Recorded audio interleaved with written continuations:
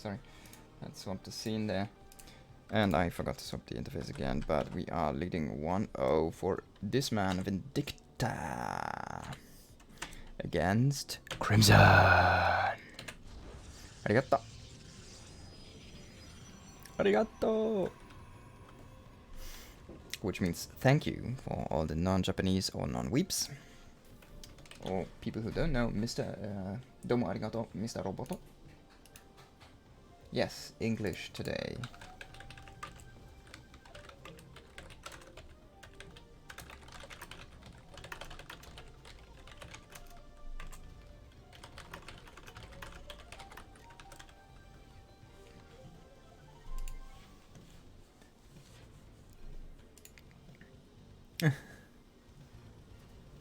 Kappa.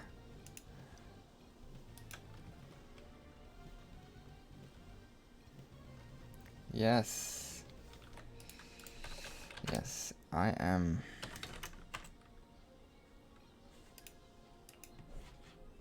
Alright, so Crimson seems to be studying Korean actually. Very interesting. 사랑해.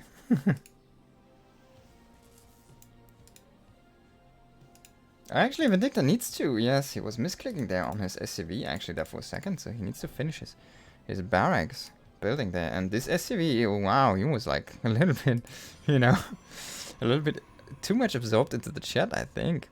But it shouldn't matter too much, actually. It shouldn't matter too much. He should still have this. Crimson, though, I'm pretty sure he is very high masters, or has always kind of been high masters in Korea, on the Korean ladder. And yeah, a Japanese pros player. He's playing since Wings of Liberty, if I'm not mistaken. Now that I kind of, you know, he popped up into my mind, I remember him because I used to look up some Japanese results, actually, because I was very interested in the scene at that time while he was still active playing.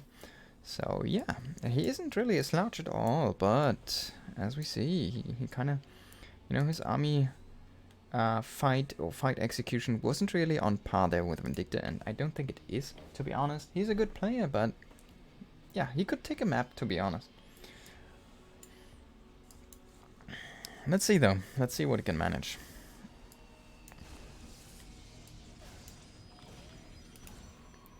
Alright, so far we got the Reaper denying this position here actually, and Crimson doesn't really want to let the Reaper into the base and to see his second gateway, which is a little bit of an off build, to be honest. 2 gates, so that's a very interesting commitment here. 2 gates into, yeah, no chrono booster on the cybernetics core, so it's just kind of like a 3 gate actually. There we go. What is it gonna be? A 4 gate now? Oh, this is gonna be a robo. It's like the alternative. Okay, yeah. As I said, it's gonna be a Twilight Guns. On the other side, Vindicta going for Reactor and to Hellion this time, probably to Scout. And most likely, well, let's see, actually a Medivac or a Liberator, I guess, into, you know, get some pressure out into his production. The Hellion gets scouted here by this Adept. So it could be intercepted by Crimson if he wants to do so. He has a Stalker and an Adept on the front, which, yeah, probably could intercept the Hellion there. Sarang here is Korean, actually. Yes, you are right, Musti. That's what he said. He is studying Korean right now. And this Hellion gets through, makes it into the base, and sees 3 gateways. He also sees basically everything he wants to see. This is gonna be Adept with glaives. Ooh, this probe actually got hit off. And yeah, very nice scout. He's gonna fall down now. The Stalker explode there and go back to the sun. The Hellion. And we're gonna have a Widowmine drop after this. Hellion scout. So it's gonna only be 2 Widowmines, not the 3, which you, or 4 even, which you sometimes see. And going to yeah, some Liberator pressure behind this. I'm just gonna commit to some more production facilities on the side of Vindicta. This is gonna be a 1 NG bay play, it seems to be. So most likely gonna be a 2 base push, but we'll see. We'll see. Also, tank already coming out behind this. We're gonna see a Dark Shrine actually here from Crimson. So this is kind of a PVZ build. Sorry, excuse my French there. A ZVP build where you get Adept Glaives, pressure with a War Prism, or basically you know, it's a little bit late though, it feels like. Still though, it's gonna be, well, 1 sentry actually with 3 adepts, and then some adepts pressuring with the glaives while the ADTs get warped in. This would have my drop just committed to the wrong position there actually. He was waiting for his body, the Liberator, to set up. There is nothing inside the main though, so this Liberator could do some huge damage.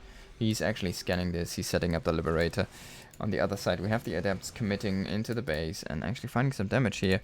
But now we go, Widow Mines are gonna be here and they are gonna freaking fire. Oh my god, he should have waited just a little bit longer actually, but it was still 13 probes worth of damage.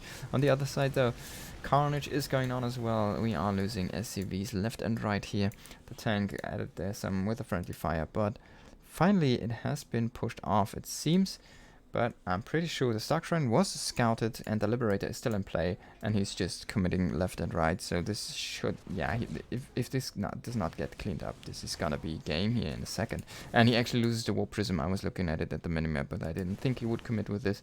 He lost the Warp Prism there with 1 Adept in it. Pretty sure it didn't have any DTs yet. And he isn't even making any DTs. He should try to make scans, but it's not gonna work. Oh, he gets the cleanup though finally on the Liberator, but damage has been dealt. He lost his offensive capabilities with a Warp Prism and basically all of his counter pressure with that. And yeah, Vindicta could just move out with his +1 and just push him over. There's nothing really much he can do about this. I mean, he scouted the Dark Shrine, but he decided never to make a Raven after this even.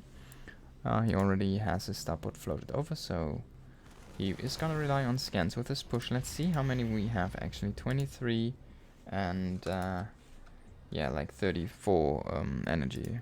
So it's almost 40 energy. So he's almost gonna have, he's gonna have 1 scan when he gets there and then like another scan eventually.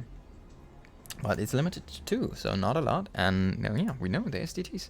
They're actually coming back, so he smelled something here. All army hotkey. Grabbing some of his units here. And we have Stim though, combat shields and +1 marines, and they're actually gonna easily fare against this. The DT's actually coming from behind though. Oh, the shield battery, the overcharge gets sniped. They should try to assassinate the tanks in my opinion. No, they just ran into the marines and now they kind of get free fodder shot here by the marauders. And I think this spells game here for our Red Protoss player. GG, Vindicta beats down Crimson, our Japanese Protoss player.